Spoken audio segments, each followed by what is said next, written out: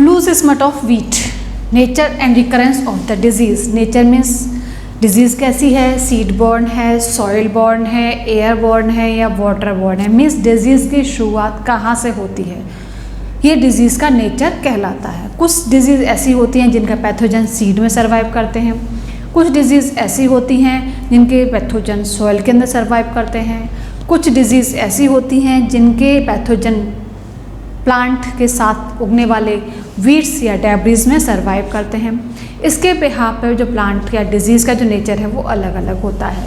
Basically हम यहाँ बात करें लूज स्मट ऑफ वीट की, तो loose smut of wheat is a seed borne disease. कैसी डिजीज़ है ये, seed borne disease. Loose smut of wheat is a seed borne disease. Which type of seed borne is a internally seed born, is a internally seed born means इसका जो pathogen है वो seed की surface पर survive न करके, seed की surface पे सर्वाइव न करके सीड के अंदर सर्वाइव करता है डोरमेंट फॉर्म में। इसीलिए बाहर से ऐसे सीड कैसे दिखाई देते हैं, बाहर से ऐसे सीड्स आपको बिल्कुल हेल्दी दिखाई देते हैं। Means the loose smut of wheat is a internally seed borne disease. The dormant mycelium become active at the time of seed germination। जैसा कि हमने कहा ये इंटरनली सीड बॉर्न है और सीड के अंदर इसका माइसिलियम रहता है और ये सीड हमें हेल्दी दिखाई देते हैं। बाय मिस्टेक ऐसे सीड्स को हम नेक्स्ट कल्टीवेशन के लिए चूज़ भी कर लेते हैं। जब हम इन्हें नेक्स्ट कल्टीवेशन के लिए चूज़ कर रहे हैं और सीड हमें हेल्दी दिखाई दे रहे हैं तो ये इन्फेक्टेड में कैसे कन्वर्ट हो जाते हैं, ये सीड इन्फेक्टेड सीड में कन्वर्ट हो जाते हैं जब इनका जो डोरमेंट माइसिलियम है वो कैसा हो जाता है, एक्टिव माइसिलियम में कन्वर्ट हो जाता है। और ये कन्वर्ट कब होता है, जब सीड का जर्मिनेशन होता है। At the time of seed germination dormant mycelium become active mycelium, क्योंकि इसी समय इसे फेवरेबल कंडीशंस मिलती हैं और जो डोरमेंट माइसिलियम है वो इसमें एक्टिव फॉर्म में कन्वर्ट हो जाता है। And seed become infected at every and very beginning. और शुरुआती अवस्था में ही जब आप सिर्फ ने कल्टीवेट किया है, डिजीज़ के लिए बीजों को बोया है, उसी बिगनिंग स्टेज में ही शुरुआती अवस्था में ये सीड कैसे हो जाते हैं, ये सीड इन्फेक्टेड सीड में कन्वर्ट हो जाते हैं। और जैसे ही आपको पता है सीड को ग्रो करते हैं, जर्मिनेट होता है तो रेडिकल और प्लूम्यूल का फॉर्मेशन होता है। प्लूम्यूल कोलेप्टाइल बनाता है, प्लूम्यूल अपर जो पार्ट बनाएगा रेडिकल से नीचे रूट का फॉर्मेशन होता है। तो प्लूम्यूल से जैसे ही कोलेप्टाइल बनता है, कोलेप्टाइल के साथ साथ जो इसका एक्टिव माइसिलियम है, उसका एक्टिव जो पैथोजन है उसका माइसिलियम ग्रो करने लगता है। क्योंकि ये एक सिस्टमेटिक डिजीज़ है और माइसिलियम पूरे प्लांट में ग्रो करता जाता है और जब तक कि इसमें ईयर फॉर्मेशन नहीं हो जाती तब तक पूरा ग्रो करता है। ईयर फॉर्मेशन के बाद में ये उसकी स्टाइल में एंटर कर जाएगा, किसकी, फ्लावर की स्टाइल में एंटर कर जाएगा। एंटर करने के बाद ये उसके एम्ब्रियो में एस्टाब्लिश हो जाता है और एम्ब्रियो में एस्टाब्लिश होने के बाद ये डोरमेंट सीड्स का फॉर्म कर देता है।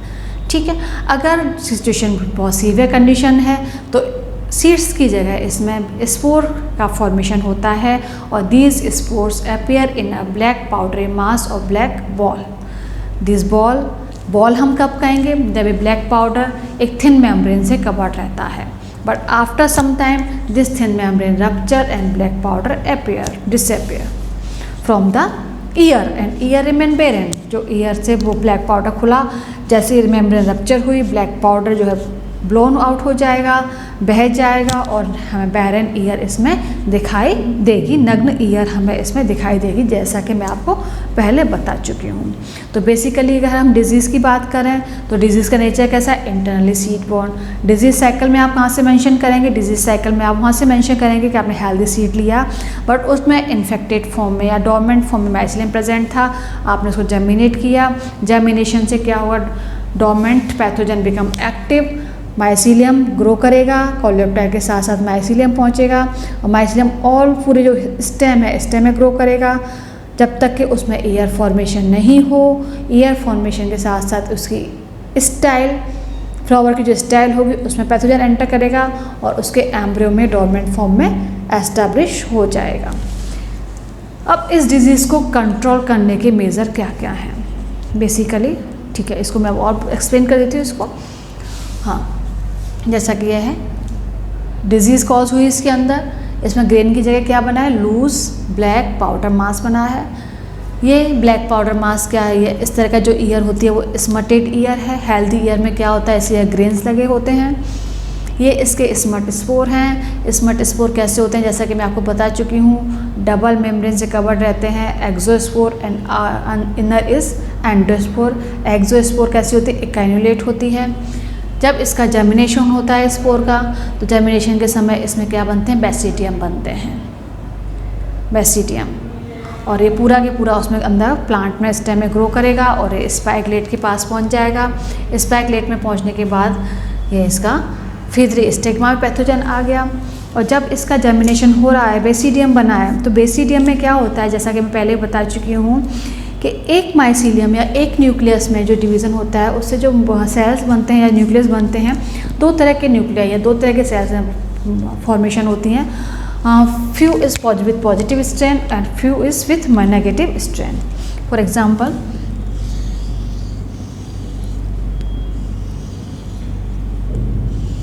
दिस इज बेसिडियम 1 2 4 सेल बनेंगी, 1 2 3 4। Okay, these 4 cell minus plus minus plus, इस तरह से इसमें 4 न्यूक्लियर 4 सेल बनेंगी, जिसमें 2 पॉजिटिव स्ट्रेन की हैं और 2 माइनस स्ट्रेन की हैं। जैसा कि मैंने आपको बताया था कि इसमें डाइकैरियोटाइजेशन होता है, means positive means plus, negative means minus strain वाले जो माइसीलिया हैं वो आपस में फ्यूज़ होते हैं। Just for example,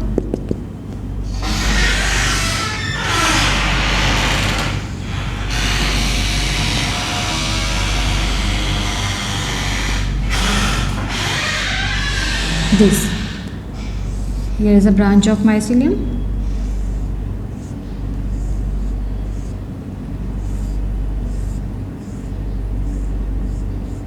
like this, fusion of negative hypha, fusion of negative भी कह सकते हैं, नेगेटिव पॉजिटिव भी कह सकते हैं, हम इसे कंपेटिबल भी कहते हैं, कंपेटिबल थ्रेड्स और compatible Haifa, fusion of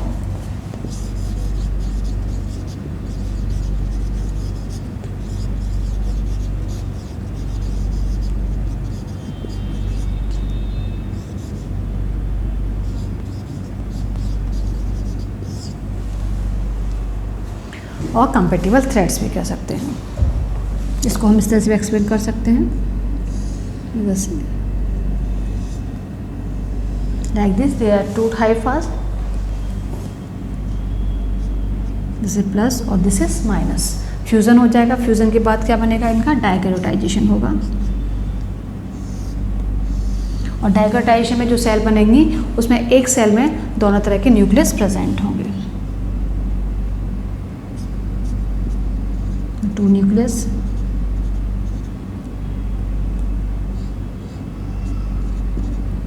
one is plus minus। Okay, this is called dikaryotypation. The process is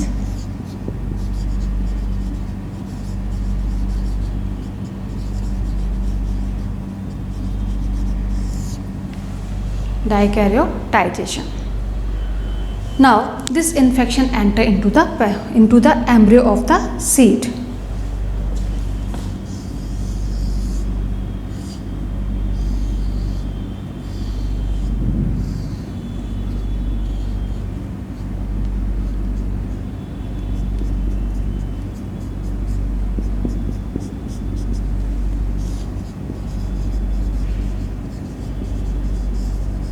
जैसे एम्ब्रियो के अंदर इन्फेक्शन इसका पहुंच चुका है, एम्ब्रियो में इसका इन्फेक्शन हो चुका है और ये कहाँ से हुआ, इसके जर्मिनेशन से स्टार्ट हुआ, बेसिडियम के। ओके, नाउ अब एम्ब्रियो में इसका इन्फेक्शन पहुंच चुका है, लेकिन कैसा है, वो डॉर्मेंट फॉर्म में है। तो इससे जो सीड्स बनेंगी कैसे बनेंगे, सीड्स हेल्दी होंगे,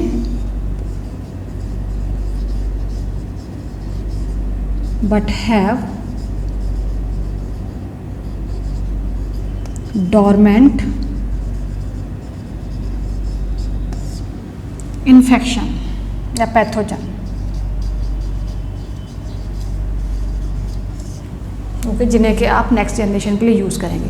तो ये आपकी डिजीज़ साइकिल और रिकरेंस ऑफ डिजीज़ कंप्लीट हो चुकी है, is also disease cycle.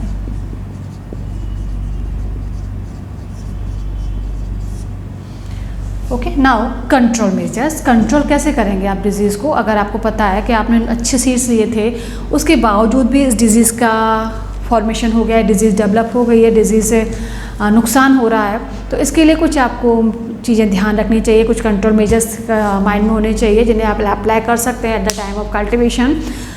Is a first and most effective measurement is a use of resistant variety. अगर आप रेजिस्टेंट वेराइटी का यूज़ करते हैं तो इस डिज़ीज़ के होने के चांसेस बहुत कम हो जाते हैं। रेजिस्टेंट वेराइटी मीन्स इसकी जो गेहूँ की कुछ ऐसी वेराइटी थी, HP 219, HP 310, L 530 and more are resistant variety for the disease of loose smut of wheat। अगर आप रेजिस्टेंट वेराइटी का यूज़ करते हैं तो ये डिज़ीज़ या वेराइटी जो रेजिस्टेंट वेराइटी होंगी उनमें डिज़ीज़ होने के चांसेस बहुत कम होते हैं और आपकी क्रॉप इससे डिज़ीज़ से सफ़र नहीं करेगी, बहुत अच्छा कल्टीवेशन होगा। बाई चांस अगर आपने रेजिस्टेंट वेराइटी का यूज़ नहीं किया है and you used common variety which is not a resistant for the disease and disease resistance also has done, तो आप ऐसा क्या करेंगे? अगर आपने रेजिस्टेंट वेराइटी के लिए नहीं यूज़ किया, डिज़ीज़ हो गई, तो आप क्या करोगे? सबसे इसके रॉगिंग इन्फेक्टेड ईयर, आपको लग रहा है कि हाँ ये फील्ड है जिसमें ईयर बन चुकी हैं और कुछ प्लांट ऐसे हैं जिनमें ईयर इस तरह की बनी है, स्मटेड ईयर बनी है, प्योरली हेल्दी ईयर नहीं है, तो at first you should pick out इन्हें। आप कट ऑफ करेंगे, तोड़ेंगे या पिक आउट करेंगे और बहुत दूर जाके इसको बर्न आउट कर देंगे, जला देंगे। ठीक है, infected year should be burn outside the field, खेत से बहुत दूर जाके इसको बर्न आउट कर देंगे, जिससे there is no chance will be remain for the infection by the smut spore.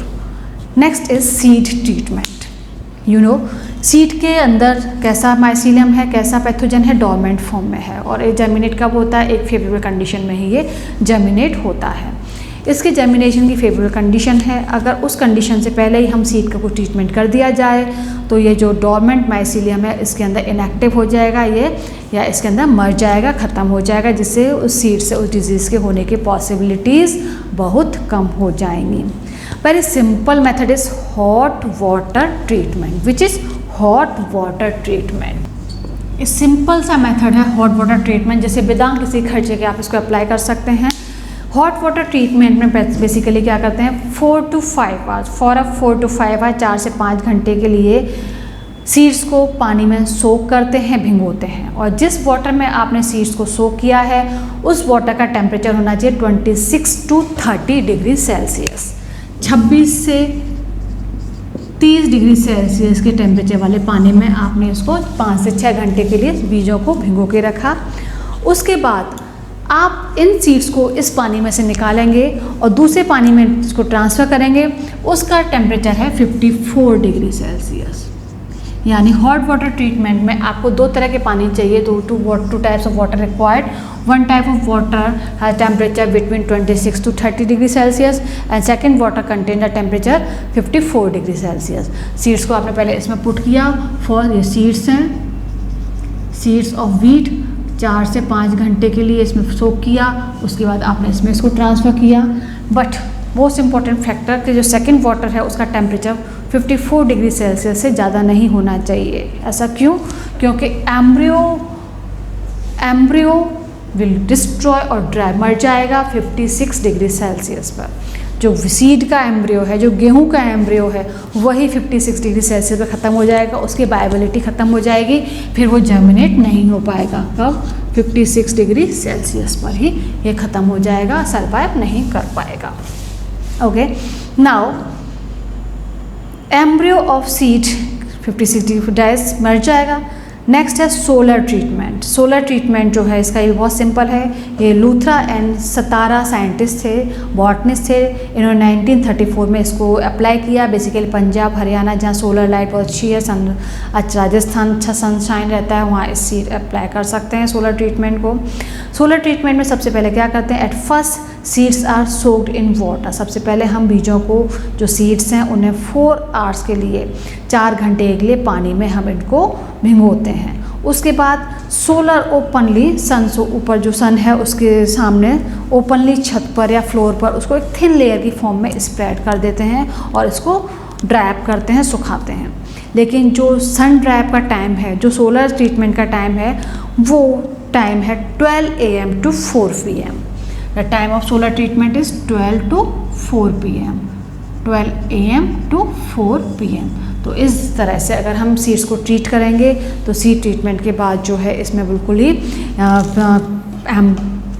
Dormant form में पैथोजन रहने के चांसेस ख़त्म हो जाएंगे और डिजीज़ इंसिडेंस भी ख़त्म हो जाएगी। इसके अलावा हम कुछ केमिकल्स का भी यूज़ करते हैं।